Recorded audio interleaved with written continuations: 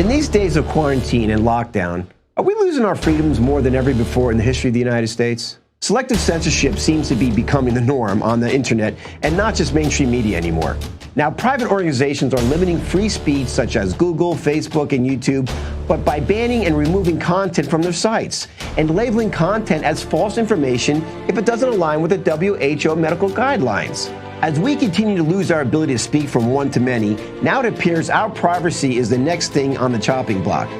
Google and Apple are getting ready to roll out this ambitious COVID-19 contacting tracing technology that uses Bluetooth in people's smartphones to detect when they come in contact with someone who has tested positive for coronavirus. This technology is going to be used by the government to log your COVID-19 status. Not only will they be blasting out your location and movements to the government, but also your health status. Have you heard of HIPAA? Do you think we should know why and how contact tracing is being rolled out at warp speed? Whether you believe that this crisis is planned or just bad luck, should we know how the government is working to keep tabs on American people in the name of safety? Will the program be tracking who we are interacting with and alerting them about our health information? Officials are stating contact tracing is supposed to help prevent the spread of the coronavirus. But is it effective? And has it crossed the line of freedom? Well, on our next Good Intentions show on Wednesday, May 20th at 11 a.m., I will be discussing with Alex Newman, a foreign correspondent for the New American Magazine, an award-winning international journalist, about contact tracing, and will it be the main surveillance policy across America to enforce the health safety standards at the sacrifice of our constitutional right of privacy? Do not miss this.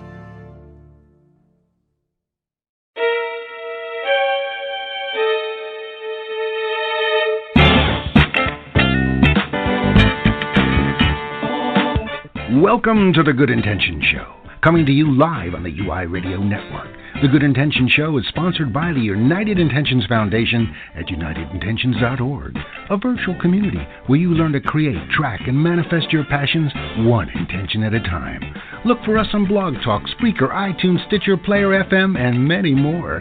Check us out on Facebook and Instagram under United Intentions and on Twitter at Higher Intention. Yes, this is the Good Intentions Show, where you will meet people who live life intentionally and hear about things they're not telling you in the mainstream media. And now, here's the truth seeker, the snake charmer, a legend in his own mind, broadcasting live all over the universe, your host, Mr. Tim Ray.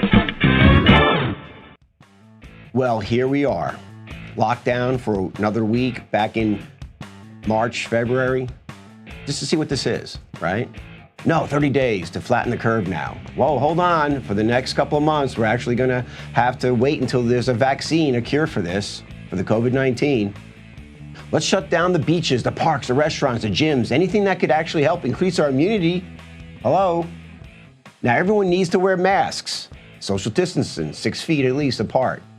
Business can't risk anything, you can't have a business open up on the COVID-19 with the same death rate of the seasonal flu we found out. Non-essential businesses have been locked down and lost their rights to put food on their table. Companies been in work for decades. Many gone never to open up again. They're gone, goodbye.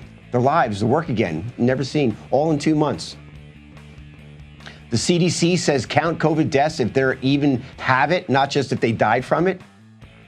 Selective censorship now on Google and Facebook, on the internet, not just mainstream media anymore.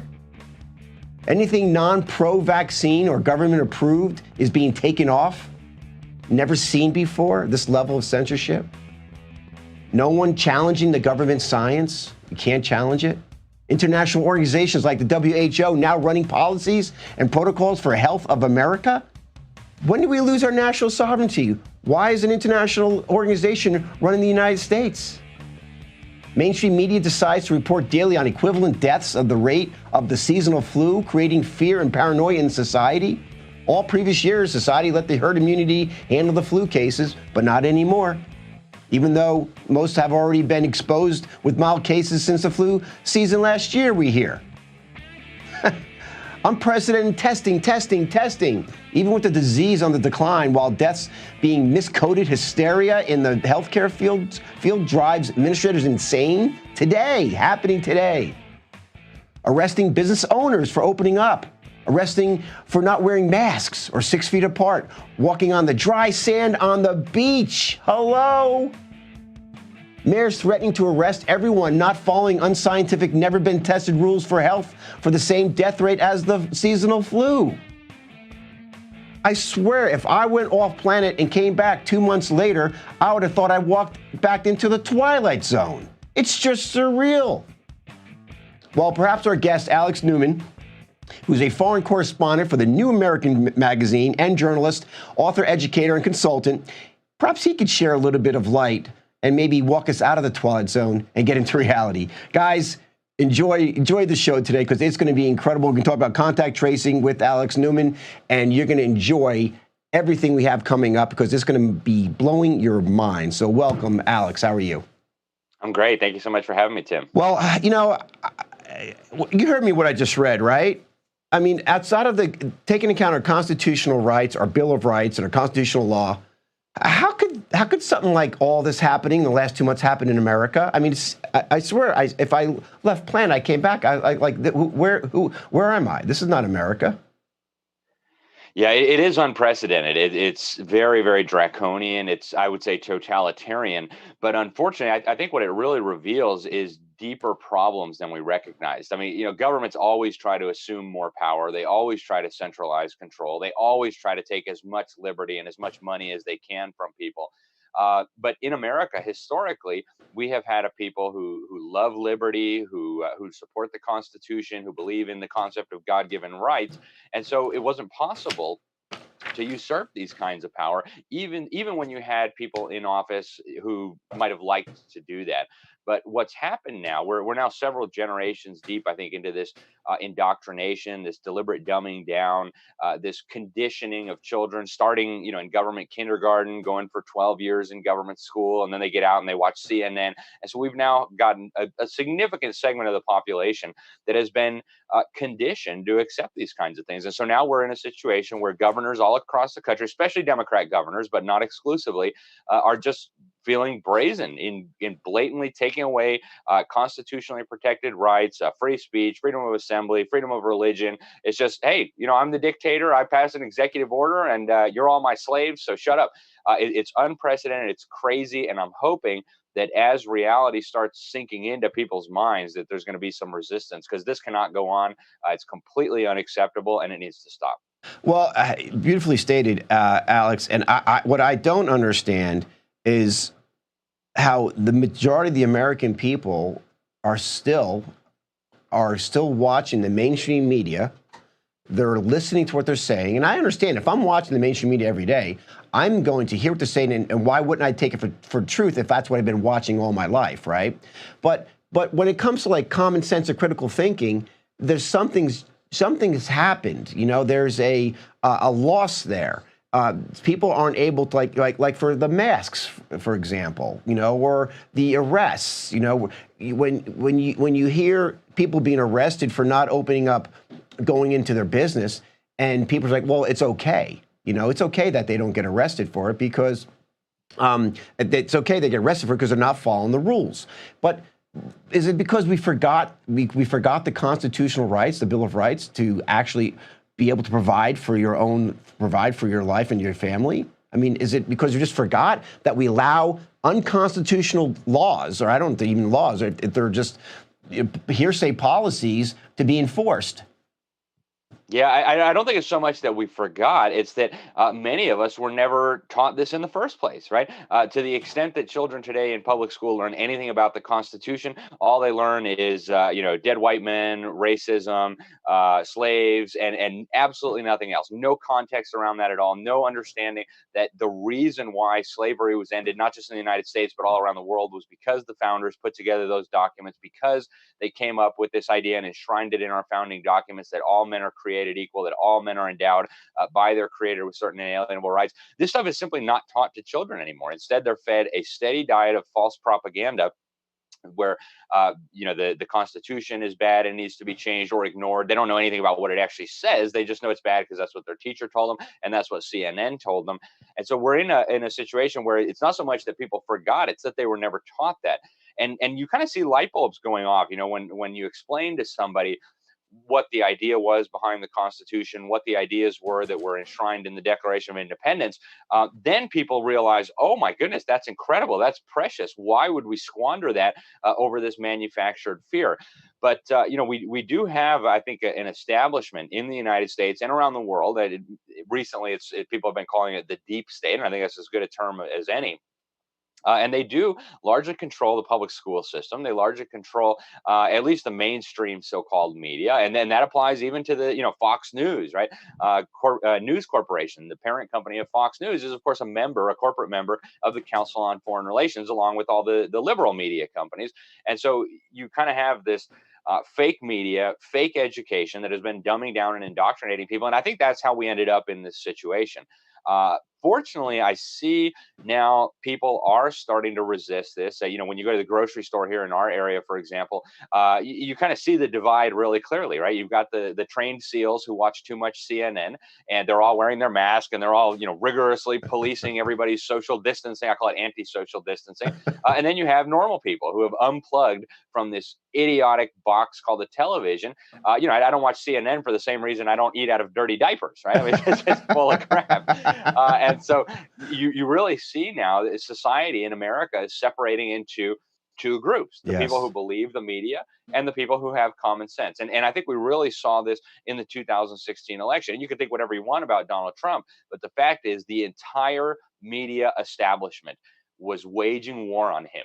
The study showed that 92% of the coverage from the networks was negative toward Trump. Out of the top 100 newspapers in the country, only 2 endorsed Donald Trump. Okay, just to give you some perspective, and yet Donald Trump still won the presidency. So we do have a growing segment of the American population that recognizes that the media is lying. How significant that percentage is hard to know. There's polls that show something like 6% of Americans still trust the media.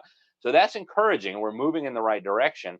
But you mentioned the social media censorship, which is getting out of control. But still, these millions of Americans who have now seen through the lies, they're not going to go back to sleep. And in fact, they're going to keep infecting everybody like a virus, forgive the pun, with the truth and with the facts about our Constitution and the facts about coronavirus.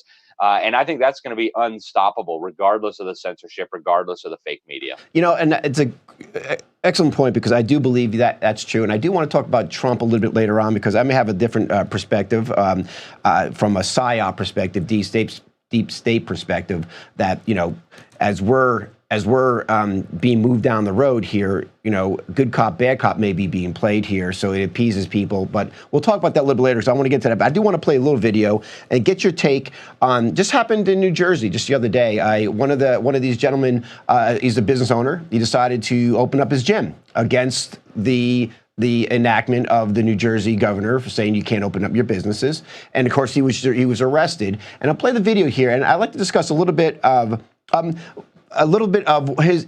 what his rights were actually taking away, constitutional rights were taken away at that moment, based on your perspective of knowing about our Bill of Rights and constitutional law. And then we'll raise it up to what's being said on a mayor and even a governor level. So, Suchi, play that video real quick of the guy in New Jersey. Arrest people for working out. We're going to jail with you, brother. This guy's being arrested. And Ian told us not to show up today because they lied to him. They said they were going to arrest him. They're arresting him right now. They're arresting the gym member for working out. Marshall doing it. Come alone. Breaking the law. You're not backing up. Remember your own. No! Come alone. You should be locked up.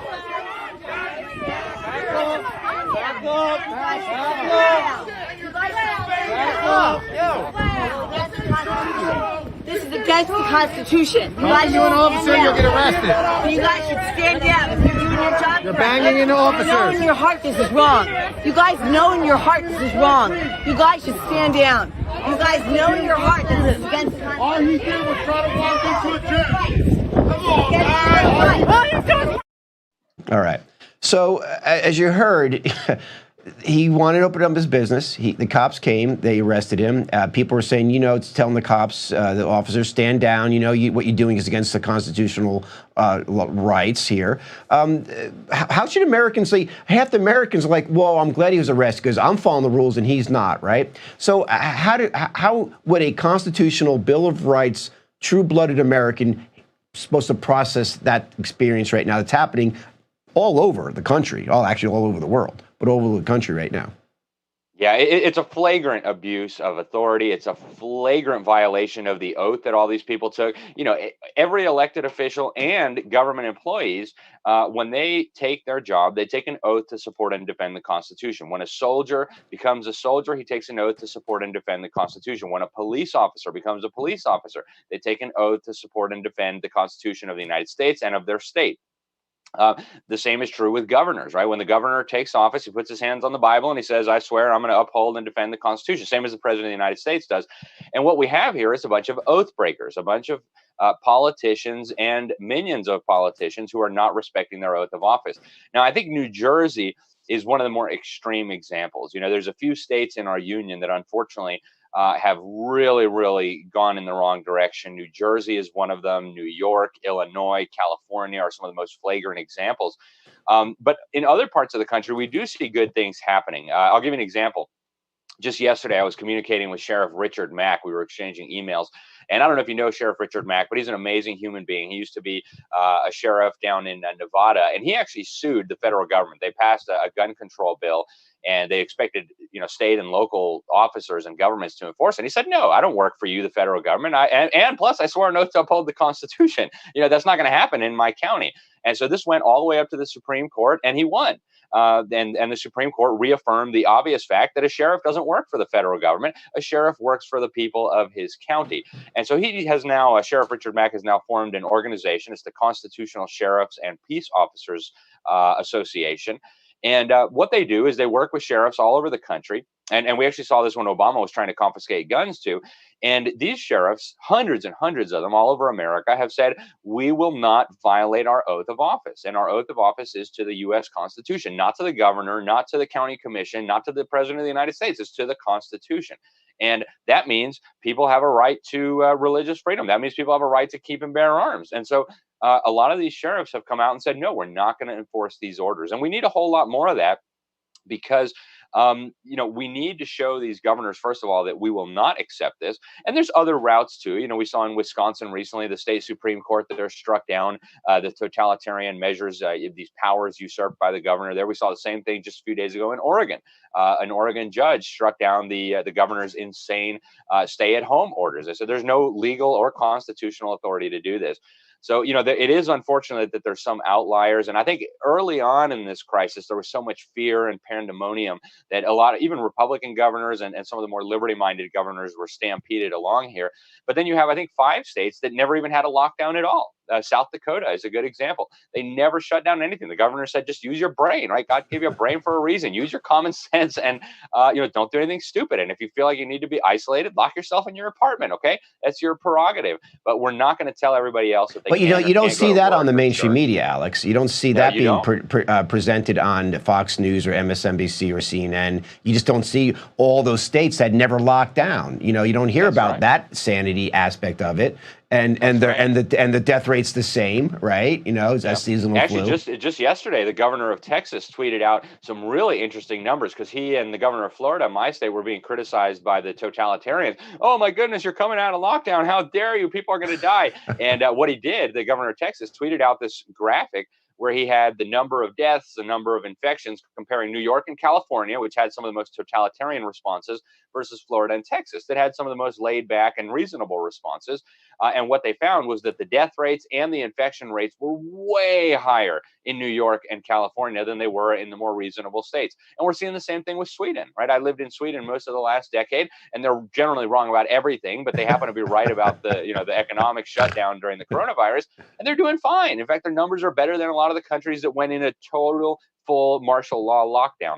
So the idea that tyranny is going to fix a virus is idiotic. It's insane. It's not an excuse to violate our rights, and these people need to be held accountable. I think when the smoke clears, these police officers that are arresting pastors, that are persecuting citizens trying to make a living, They need to be held accountable.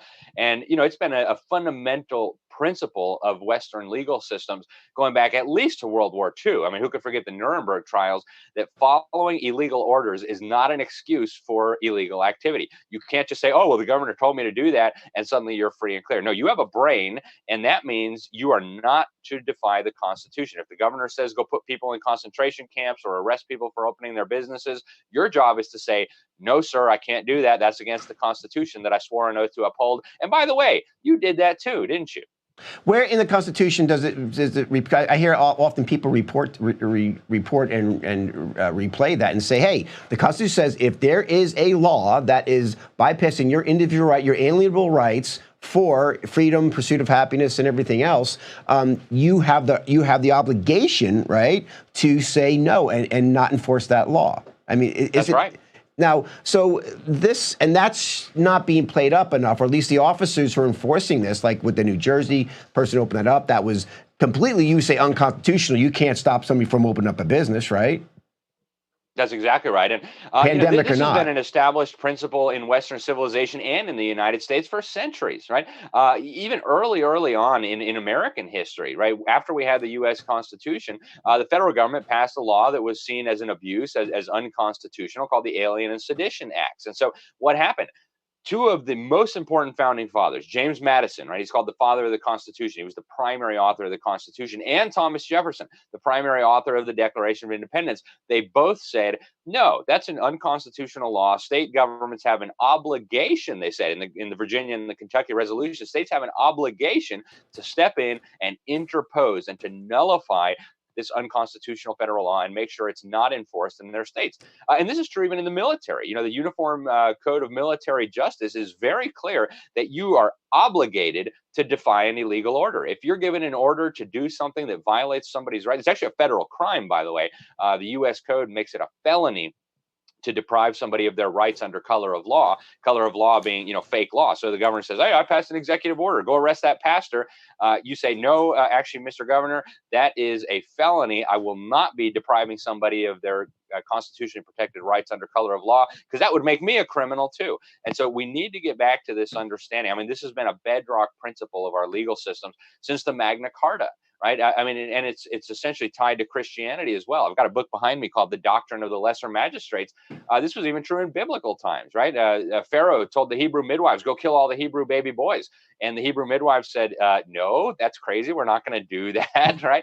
And so this is a very important principle. And we got to remember, I mean, the Nazis, they were just following orders. What they were doing was technically legal. And yet they all ended up, if not in jail for life, hung. Right? Yes. So we got to be clear. You cannot obey illegal orders and expect to get away without accountability. Well, speaking of that, I mean, especially some of those lockdown and more draconian states like Illinois, New York, they're like, and there's people like this, and I want to know what repercussions the mayor of Chicago could have. Play that clip, Suchi, of what she's telling people who are not social distancing or wearing masks or listening to what the law says in Chicago. Play that clip real quick. We will cite you, and if we need to, we will arrest you, and we will take you to jail. Period. There should be nothing unambiguous about that. Don't make us treat you like a criminal. But if you act like a criminal and you violate the law and you refuse to do what is necessary to save lives in the city in the middle of a pandemic, we will take you to jail. Period.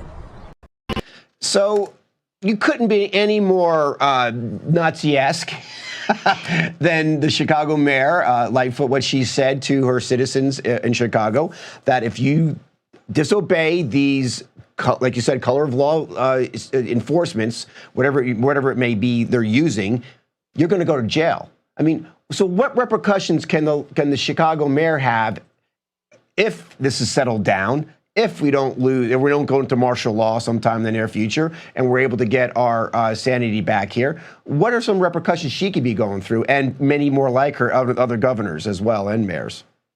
Yeah, again, and that was so grotesque. It was so disgusting. I mean, it makes you want to puke. But this is a criminal offense, right? None of these mayors, none of these governors have the authority to suspend the Constitution and become little dictators. In fact, you can search through the state constitutions, you can search through the U.S. Constitution, you can search through the legal codes of the states. You will never find any authority for these little petty tyrants to act like petty tyrants and terrorize and persecute citizens. And so I was actually very pleased to see U.S. Attorney General Bill Barr warn state and local officials. And there is a role for other levels of government to police other levels. It's part of the checks and balances. It's not just the three branches of government. We also have a division of power where we have dual sovereignty between the federal government and the state governments. And we have very, very clear laws passed by the U.S. Congress that make it a crime for somebody to deprive anyone of their rights under color of law. And that to me sounds very much like what this mayor of Chicago was doing and some of these governors. There's no authority to do this. And so Bill Barr, the attorney general, has already warned some of these little tyrants that if they go overboard, they will be held accountable. He was talking in particular about some of the persecution of the churches that was going on. You saw in Mississippi, you saw cops running around threatening to arrest pastors and giving people $500 fines for having drive-in church services. Meanwhile, you could go right over to Walmart and walk on inside with 200 people, or you could go to McDonald's and drive through the drive-through, but no drive-in church. And so Bill Barr said, no, that's not going to fly, and we will hold you people responsible if you behave like lawless tyrants. And in many cases, Chicago is a good example, but we see the same thing in New York with Bill the Bolshevik de Blasio threatening he's going to shut down churches forever. I mean, this is completely unacceptable. Maybe in North Korea you can get away with that, maybe in Cuba, but not in America. This is still a free country, and the Constitution is still the supreme law of the land. Okay. I can't argue with that. And the only problem is if it's not being enforced. I mean, the Constitution of the United States, the Bill of Rights, is a belief. It's an incredible belief, but it's a belief. It's a whisper too. If it's not enforced, it goes on deaf ears, right? So in the process, which is good news, some states are enforcing it, the Constitution. Some states are not, apparently, from county level and up. So what amendments, what Bill of Rights specifically, and we're going to get into contact tracing because I think this is the doubling down aspect of this pandemic or whatever you want to call what's going on right now. The doubling down will be contact tracing and vaccines, which we'll talk about in a minute. But what amendments are actually being mostly abused or overrode right now with these decisions that you're seeing across America in many different states that are really using draconian laws right now to enforce this? Yeah, numerous amendments in the first 10, the Bill of Rights, are being violated, and even the proper structure of government, right? In America, the Constitution in Article 4 guarantees to every state in the Union a Republican form of government. That means we have an elected legislature. We have rights that supersede government, right? If you read our founding documents, the founders were very clear. Government did not give us rights. Therefore, government cannot take them away, right? In fact, Thomas Jefferson and the other founders in the Declaration of Independence said the purpose of government is to protect these rights. And when government becomes destructive to those ends, it's the right and the duty of the people to alter and abolish it. And so we can just go through the Bill of Rights, right? First Amendment. No law respecting the establishment of religion, right? That means you don't have the right to tell my church when and how and if and whether we get to meet. That's insane. That's what they do in North Korea. That's what they do in China. That's not what we do in America. Now, if the elders of a church come together and say, hey, guys, there's a pandemic, we probably ought not meet for a couple of weeks. Okay, that's fine. That's the prerogative of the leaders of that church. But we have in America, and we always have had in the Western civilization, a separation between these spheres of authorities. There's church authority, there's family authority, and then there's civil authority, the government.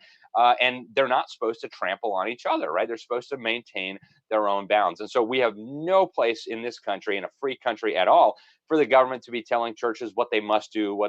It gets even worse too. Now you have these bailouts of the churches where the government is saying, oh yeah, we'll bail you out, but then you have to obey all these mandates, right? So they're sticking their hooks in them and they're telling them they have to hire people that they don't want to hire, the LGBT crowd or whatever, for conservative churches. I actually called the Small Business Administration things here. Wow. Then you got freedom of assembly. Right? How can they tell us we can't protest? How can they tell us we can't get together and have a rally to protest these insane dictatorial policies? Flagrant violation of the First Amendment. The right to petition our government for redress of grievances. They're saying, oh, you can't come in the legislature, pandemic, sorry, we don't want to see you. Sorry, that's not how it works, right? And you go down to the Second Amendment. You have all these liberal states that said, oh, yeah, abortions, those are essential services. The marijuana shops, the liquor stores, that's all essential. But don't you dare go to the gun shop. That's not essential. So we're going to shut you down.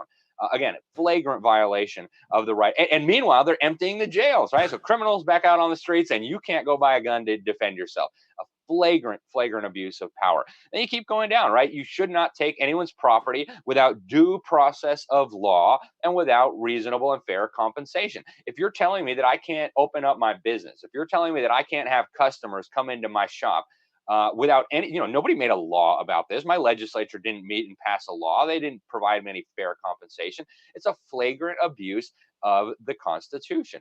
The jury trials, right? They're taking people off. They arrested a pastor over on the west coast of Florida. And they're saying, oh, well, we can't have a jury court now. We can't have a jury trial, and we can't do it speedily because of a pandemic. Sorry, it's over and over and over again. Flagrant violations of our Constitution, of our Bill of Rights, and it's unacceptable. It's illegal, and again, these people need to be held accountable, Tim. Well, listen, and I hope there's a day when the panic and the fear mongering and all this could dust settle, where there can be held account. And I think they should go mayor by mayor, city by city, and hold people accountable in there for what they have done. Because it's beyond disgusting what I'm seeing. I'm just in shock, actually, that in 2 months our country could be brought down to the knees on this level of not following the Constitution or the Bill of Rights. We're going to take a really quick break. When we get back, we are going to get into contact tracing, the next level, the doubling down of destroying our Constitution, in my opinion, and turning citizens against citizens, guys. Citizens against citizens is the next level coming our way, and it's called contact tracing. We're here with Alex Newman, guys. He has been involved in so many different things, from a journalist to investigative reporting to actually running the New American magazine, or being a correspondent in the New American magazine. So stay tuned, guys. More to come. We'll be right back. Don't go anywhere.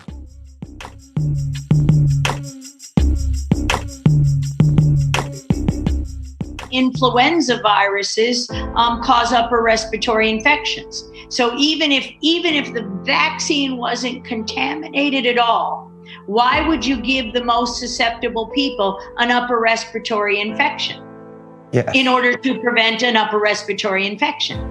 Yeah. So you're actually driving the disease. And you open this part of the show with the paper that showed this in the military. The game is to prevent the therapies till everyone is infected and push the vaccines, knowing that the flu vaccines increase the odds by 36% of getting COVID-19. Where does that data come from? A publication last year where the military who had been vaccinated with influenza were more susceptible to coronaviruses. Coronaviruses are in every animal. So if you've ever had a flu vaccine, you were injected with coronaviruses. So the most important message is no flu shot. So you can only assume that it's deliberate for Robert Redfield to stand there and say that yesterday. Oh, and get them at the end of the summer. And that's going to make, and then they're going to say, oh, look, COVID-19 came back because we let you out of your homes too soon.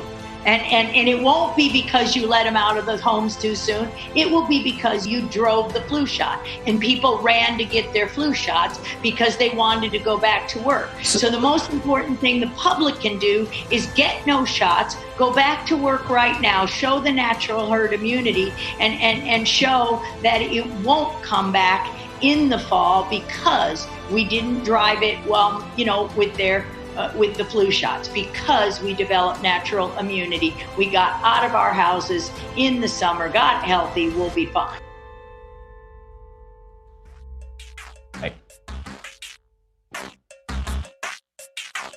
All right, we are back with Alex Newman talking about our loss of our privacy, guys, our constitutional right for privacy.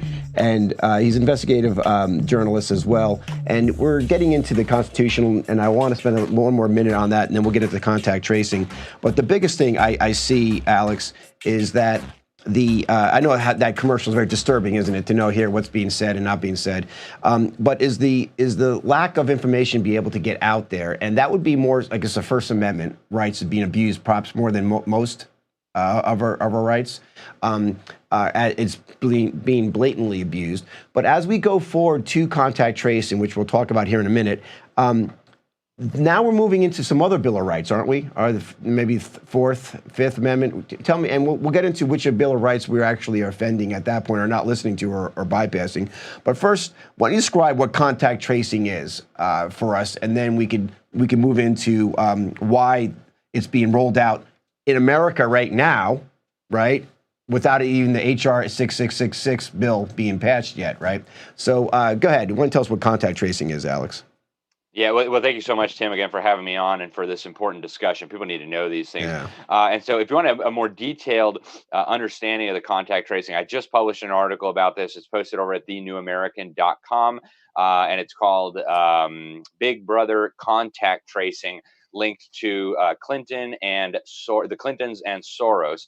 So I encourage you to go check that out. So basically, the idea behind contact tracing is if somebody is found to have coronavirus, the government wants to check and track down all of their contacts, people who they came in contact with while they were potentially exposing them, and then track all them down, and then track all their contacts down, and on and on. But what it really is, Tim, is a massive unconstitutional surveillance regime, right? And actually, our Fifth Amendment is very clear. We have a right to privacy, and the government has no right to infringe on that right to privacy unless there is, a warrant signed by a court, issued with an affidavit featuring probable cause, and then it has to describe the person and place to be seized. And what you see here with this contact tracing is this is government going totally wild. You have, for example, in Washington State, the governor said he was going to use the military, the National Guard for this. He's like, yeah, they follow orders. That's really good. They're all going to follow my orders. They better not follow illegal orders. But they're planning on going house to house. They've talked about removing children if parents or children have the coronavirus. They're talking about splitting up families, sending them off to mandatory quarantine. They want to install things on your phone to track you and see everywhere that you've been. This is worse than anything that Orwell could have possibly imagined when he was writing 1984. It's got to be exposed. And then as you dig a little deeper, you mentioned HR 6666, which is a legislation in Congress right now. Couldn't make up the numbers, could you? No, I know. And Bill Gates actually and Microsoft have a patent for a technology that you put under your skin that will keep track of your cryptocurrency for you. And the patent number, I actually pulled it off of the World Intellectual Property Organization, the UN agency that handles patents at the global level. And the patent number is 2020-06-06-06. The number keeps coming up over and over again, right? Where do these people come up with this stuff? But God. This is incredible, Tim. I mean, they're talking about a full total panopticon, right? If you remember the term, basically everybody is under constant perpetual surveillance. You had the World Health Organization, a lunatic by the name of Michael Ryan, senior emergencies official. And he actually gave a press conference and he said, we're going to use this contact tracing. We're going to go into your home. And we're going to split up your family. He said most of the spread now is happening at the family level. So we're going to come into your home and we're going to isolate and quarantine your family members. Same thing they talked about in California, right? If you don't have enough bathrooms, they're going to come in and grab people out of your house. So first they separate us from our friends, from our colleagues, from our community. Now they're talking about separating us from our families. At what point are we going to put our foot down and say, not one step further, you lunatics?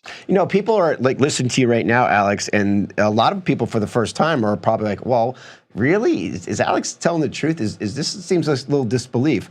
But let us play a little video here. It talks about what the council, I guess, in Ventura, California, actually said to the people. And Del Brigtree brought this across the board to a lot of people's attention. It's only a minute or so, but let me play real quick, and then we'll take it from the next level there. Okay? Go ahead, Suchi. So these people that are promoting these terrible ideas that you should be locked down, that you should be wearing a mask, that hydroxychloroquine doesn't work, they are getting people killed. They are getting people killed. And we need to hold them accountable. As reporters, we're supposed to at least report on it. Ask the hard questions. Ask the hard question of the health official in Ventura that says, we're going to take you from your home. Make them explain what they mean. And when we have Tony Fauci saying, I believe in the vaccine, say, is it possible the fact that the NIH holds patents, could that be blinding your vision? Or is it possible you're against hydroxychloroquine because you really want remdesivir? You don't want a product that's 99% successful. Is it possible you want remdesivir because you need a failure out there so that we keep failing our way forward towards your crazy vaccine a year or 2 or 5 or 10 years out? Well, they showed a clip of the Ventura. You couldn't hear what the Ventura was saying, but to the point of what Del was mentioning is that they did say that, listen, if somebody's tested negative, we will come out into your home and we will then take your child out if they're negative and bring them to an isolated situation. Now, this is where it's happening right now, and this is why I think a lot of people are dying, is that people are dying without their family members. The family members are not allowed to go to the hospitals with the ones who are identified as COVID-19. It seems like everybody's identified, right? And so how can that be? What amendment is that being, and Bill of Rights is that being abused, where you can't go with your loved one to make sure you're an advocate for them, to give them advice? Like, I don't want them put on a ventilator, which I know is killing people. I want them to be on hydrochloroquine. Where is that abuse coming, where now family members can't be advocates for their own loved ones? Yeah, completely insane, Tim. And, for people who want to see the video proof of everything that we're saying, I've got links all up in my article. Again, go to thenewamerican.com, Big Brother contact tracing, link to Clinton's and Soros. You can see the video that you mentioned, Tim, about the Ventura County Health Department. You can see the video of the Washington State governor saying he's going to use the military to go and start quarantining family members, going house to house. You can watch the video of the World Health Organization's emergencies chief, Michael Ryan, talking about how they need to do contract tracing and come in and grab your children from your home. It's all very well documented. You can watch the videos for yourself. As for, the flagrant violations of the law, this one is so basic, the founders didn't even think they needed to list it, right? So they actually put in there the 9th Amendment, where they said, just in case we didn't list any rights here, don't get any stupid ideas and think that the people don't have those rights. And obviously that would include the right to be with your family when they're ill, when they need support, when they need an advocate at the hospital. I mean, it's just a no-brainer. It's like those obvious rights, like you have a right to breathe, you have a right to raise your own children, right? They didn't think they needed to list every possible thing under the sun. So they just wrapped it all up in the 9th Amendment. And then the 10th Amendment was very clear too, when it comes to the federal government. If you don't have a specific grant of authority to do something, you are not allowed to do that thing. Okay. And I mean, they were crystal clear about it. And so even if it weren't listed in the Bill of Rights, if government is not authorized to do that by the constitutions that create them, whether that be the federal or the state government, by definition, they're not allowed to do those things. That's how a constitution works. It gives the government certain delegations of authority from we the people who ultimately maintain the authority. And then we trust them as our agents, as our employee, as our servant to exercise certain powers on our behalf. And those have to be powers that we already had. So let me give you an example.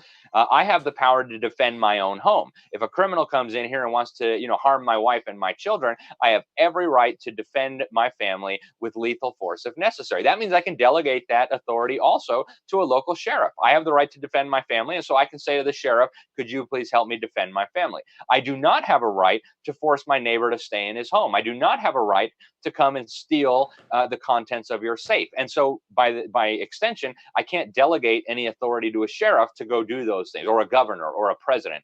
And so, we need to get back to a real understanding of what is law. Where does it come from? Why did our founding fathers create the founding documents? How is our system supposed to work? Because you're right, as you said earlier, Tim, if people don't enforce their rights, nobody else is going to enforce them for us. And so we really need to get back to this understanding, or we're going to risk waking up as slaves when we get out on the other side of this coronavirus hysteria. Well, this contact tracing is it's literally Nazi-esque, because here it is, your own citizens are snitching on you and saying, hey, listen, this person's sick in their home, or they're not wearing a mask, and and now they're getting paid for it. Put up there about the in Georgia alone. Georgia has been advertising for the last 30 days. The Georgia Department of Health has been advertising for, this is what I'm confused about. Maybe you could shine some light. Advertising for the contact tracers. They're paying $12 to $15 an hour. Now, hey, half our population is out of work, so of course, how convenient it is for them to want to come in and get paid $15 an hour, which is a lot more than what they're paying at some of these typical jobs in the private sector. And here it is, now they're going to be being trained to be a contract tracer. identifying people not only in restaurants or in your homes who may be tracking where this COVID-19 could be going, but now they're going to be telling authorities that, hey, you're at your home, they may be sick, you need to come and get them. And so here it is. What concerns me is now we're creating a business out of this lie, this unconstitutional movement.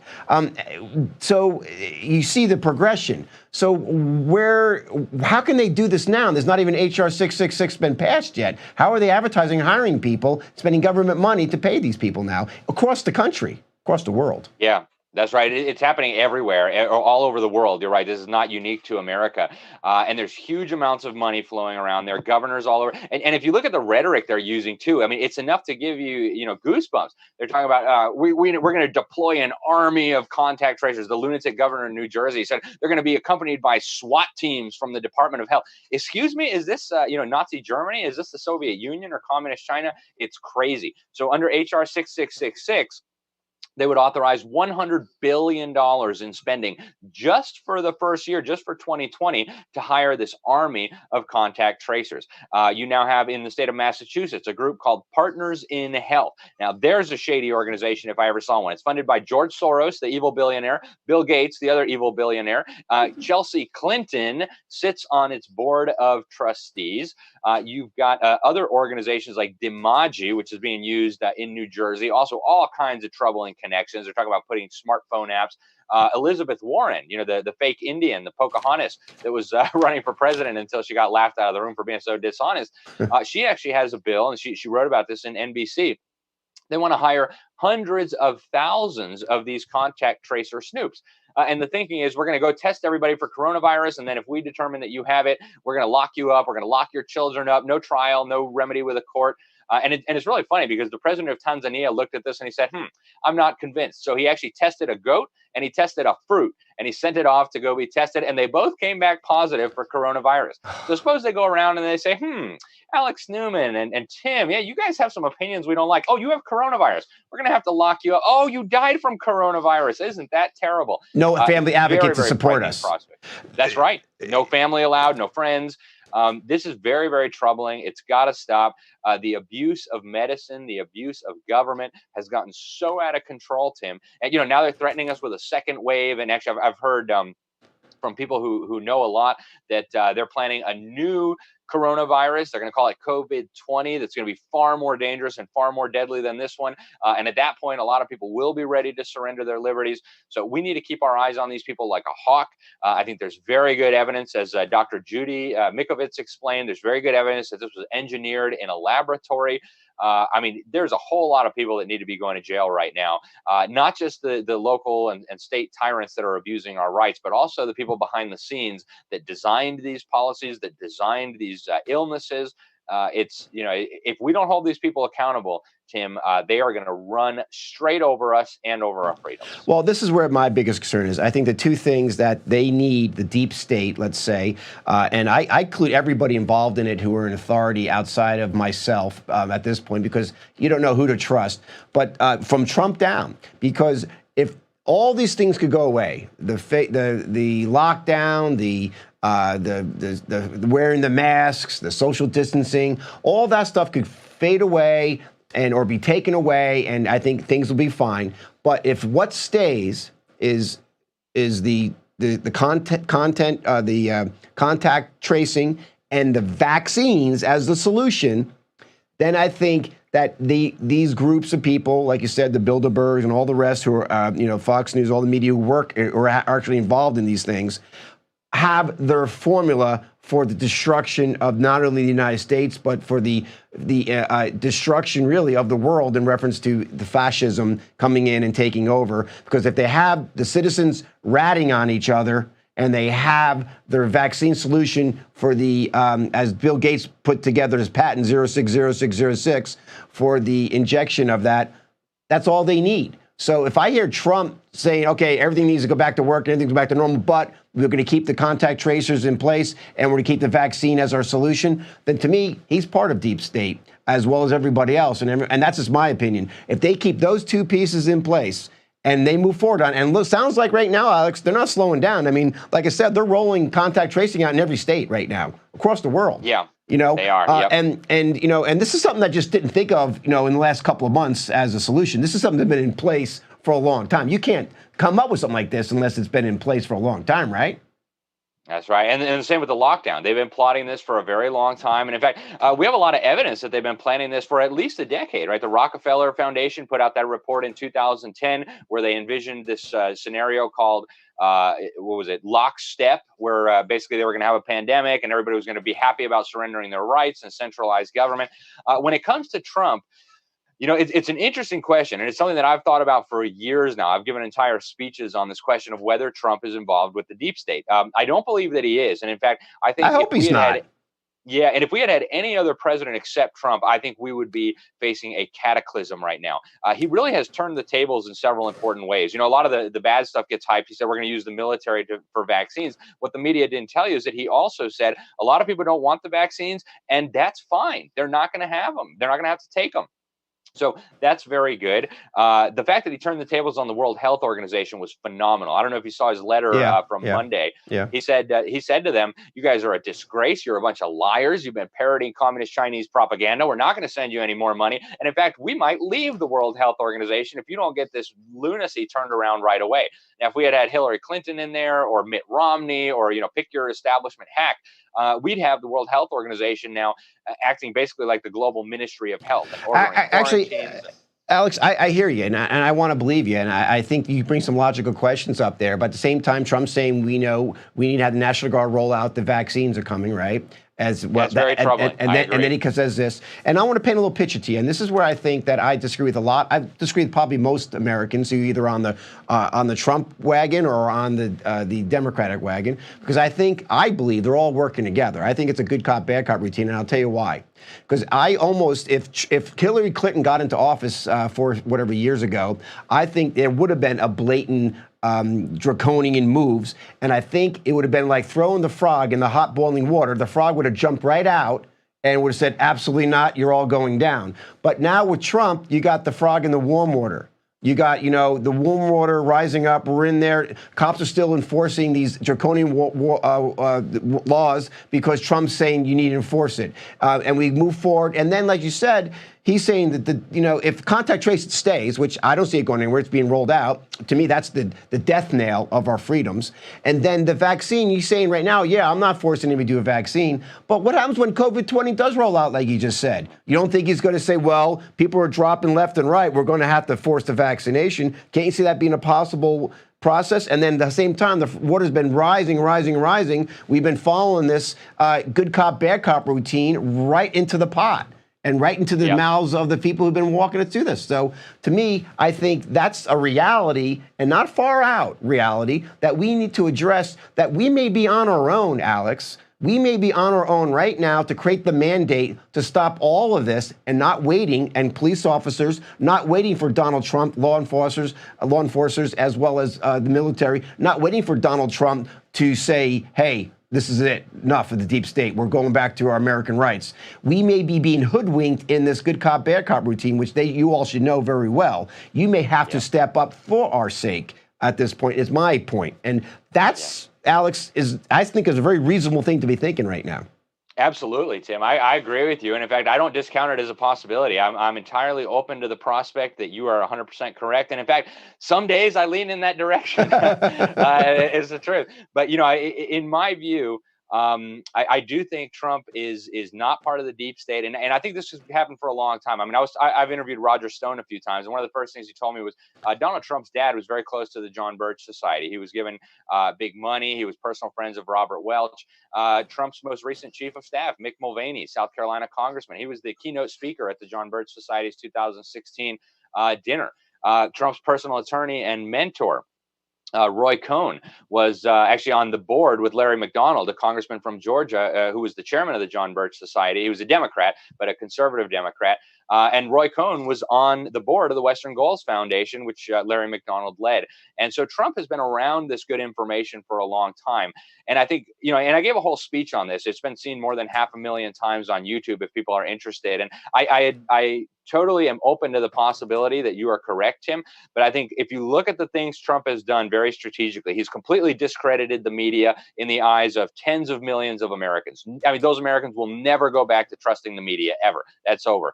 He has withdrawn from multiple UN organizations and agencies. In fact, on the campaign trail in 2016, I don't know if you remember, Tim, but he said, I had an employee who vaccinated her healthy, wonderful son, and suddenly he couldn't talk. He just regressed completely, and the media freaked out, and the other candidates freaked out. So I think Trump has a sense that there's something up with these vaccines. But, you know, some days I see him on TV, and I'm like, man, did you really just say that? Like, that's the most deep state-ish thing I've ever heard. So I think we need to keep a watchful eye on him. You know, these people who say we just got to trust the plan and Trump's going to save us. No. That's not how this works. Whether he's with them or not, you need to be active. You need to be defending your rights. You need to be working at the state and the local and the federal level to make sure that we preserve our freedom. And, you know, regardless of what side Donald Trump comes down on, we all still have the same responsibilities as citizens who love freedom and want to maintain our free constitutional republic. I always say that, Alex, you know, let's hope for the best. Maybe Trump's is, but let's prepare for the worst, right?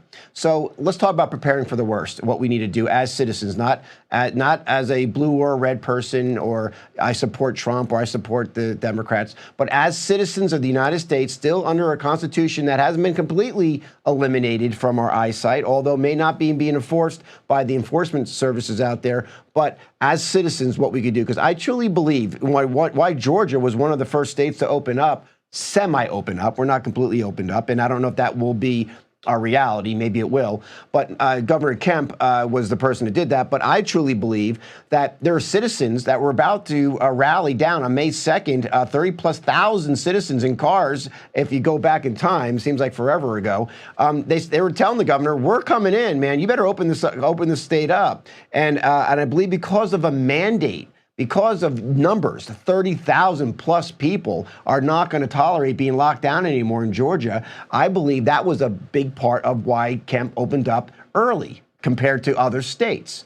So if that's effective, and like they're doing in some of these other counties that you're seeing reported, that was it Waukeeta County, where it was a unanimous decision that all of the councilmen and councilwomen said, no, we're not enforcing any of these draconian laws in California. So that's where that level. So what can we do? What can we do as citizens, not relying on Trump, not relying on what's going to happen in the future, but right now, what can we do on a daily basis other than sitting back and watching our constitutional rights being eroded by the minute? What can we do as citizens of America? Yeah, thank you, Tim. And I think that's the $500 million question. And so I would say, first of all, you know, we need to start with good information. And so make sure you're tuning in to this show. You know, it's a fantastic show, Tim. If you're not subscribing yet to the New American Magazine, I recommend you get this. You know, all the shadow banning and Facebook and YouTube censorship, they're not going to be able to take away a magazine that comes to your door. Yes. So that good information is crucial. If you don't have the facts, it's very hard. You know, it's like, being an army of freedom. If you don't have good intelligence, your military is worthless. What are you going to do, right? It's completely useless. So you need good information. Watch this show, get the New American, and then get active. You know, if your county councilman is a little tyrant, run against him. Start a petition, educate your neighbors. And I think on a more fundamental level, on a more long-term level, we have got to protect our children. The only way they've been able to get away with stealing all our freedom, with growing government all out of proportion to what it should be, is by brainwashing the youth of America. And so, parents, if you have children, now's a perfect time. You've been homeschooling for a couple months now. You know, you found out it works. It's fun. Pull your kids out of the brainwash camps and make sure they get a good education. Teach them to read, teach them to think, teach them real history, and we will be much better off going forward than if we continue to allow the government to brainwash, indoctrinate, and dumb down our kids. Well, you know, why not read the Constitution to them? You know, you've been home for 2 months. Read the Constitution and the Bill of Rights, right? So, but they're not that long and they're not that complicated. No, but I think I personally, I mean, do you believe at this point it's time for civil disobedience? To where, how can you rally people together to sign a petition or whatever it may be? Facebook's banning people now on groups. You can't organize anything on rallying. All right, but how can you organize a petition or organize people to go down to your local state or local county court or whatever it may be? How can you organize that and say, hey guys, we're we're not following the social distancing right now because we have to come together. I mean, there's a risk, right? Isn't there a risk, like in back in the day and the civil rights for the Black Americans, where they had to be in the back of the bus or in the front of the bus? People couldn't be separated out. I mean, those were laws that were being enforced by the police officers, unconstitutional. But there were laws, and people were getting arrested. People were being beaten. People were being thrown in jail. Is it time for that at this point, in your opinion? I think it absolutely is. And actually, I've been very encouraged, Tim. In California now, there's a coalition of thousands of pastors. You know, some of these governors, the governor of Illinois, the lunatic, said that the churches can't start meeting again until maybe 2021, right? What in the world? And so there's thousands of pastors now in the state of California that have said, we're not going to listen to these orders anymore. They're, first of all, unconstitutional. Second of all, they defy what God has told us. God said we should be meeting. And so thousands of these pastors are going to open up their churches in brazen defiance of Governor Newsom on May 31st. They will hopefully be a beacon of hope, a bright example for Americans all across the country. We saw, that hair salon in Texas, right, with that lady Luther said, you know what, we're done. I'm opening up my salon. That's the kind of thing Americans ought to be doing. We need to rekindle that resistance that our forefathers showed. You know, and if you look at the tyranny that King George was imposing on us, it was nothing compared to what we're facing today. So get a backbone, Americans. Start doing what you need to do. Speak out, defy lawless, unconstitutional mandates where necessary, and educate your neighbors and your friends. You know, like simple things, like businesses who really want to open up in the states that are not, you know, just like that one New Jersey gentleman who got arrested. I mean, what if he was there, arm-to-arm link with other gym owners or other local businesses owners in that same area, and they were like, we're opening up, arm to arm, we're opening up, and you get to arrest all of the businesses, right? What if that type of organization is an opportunity for people to move forward, where you're, because in number there's powers, you know, and there's power in numbers, and that's where people, I think, are going to have to start saying, okay, guys, we can't wait on Trump. We can't wait on the Democrats. We can't wait on anybody, because they may not be looking at our best interests, because to me, actions speak louder than words. I look at the actions. If contact tracing is being rolled out, not even the law is passed, somebody's allowing that. If you want to hold Trump accountable for it, hey, it's on his watch. This is all happening, okay? Democrats on their watch, this is all happening. The Republicans on their watch, this is all happening, and these leaders.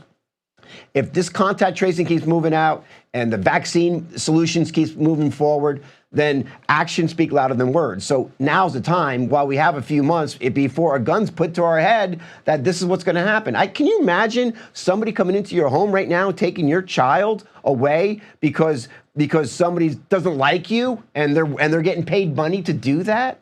I mean, that is so scary. Do you think, Alex, that we are past the point of no return?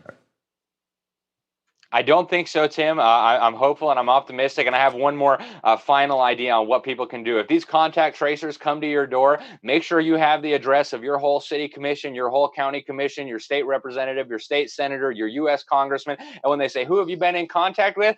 Here's the list. Knock yourself out. Send them over to your congressman. So, no, that'll teach them real quick. They'll get back in line real quick. So, well, I hope so. And I hope so, because this is unprecedented times, Alex, where we are right being laid out. And I think it's going to come down to the individual citizens organizing themselves, the people in the community, the pillars of their community stepping up, not just waiting for radical people to come in for chaos. The pillars in the community, the pastors, the business owners, the people stepping up and saying arm-to-arm linking that we are opening up, especially in these states that are just so draconian, like New York, New Jersey, Illinois, California. You can't walk on a beach anymore. I think it's time. This is insane. But I think it's a time that they link arms and they start stepping forward and they start doing it now, not until this step down process, which may last months. And one last question for you, Alex. What happens if that scenario is played out? What happens if we go into martial law? What happens to the Constitution and the Bill of Rights if martial law is applied?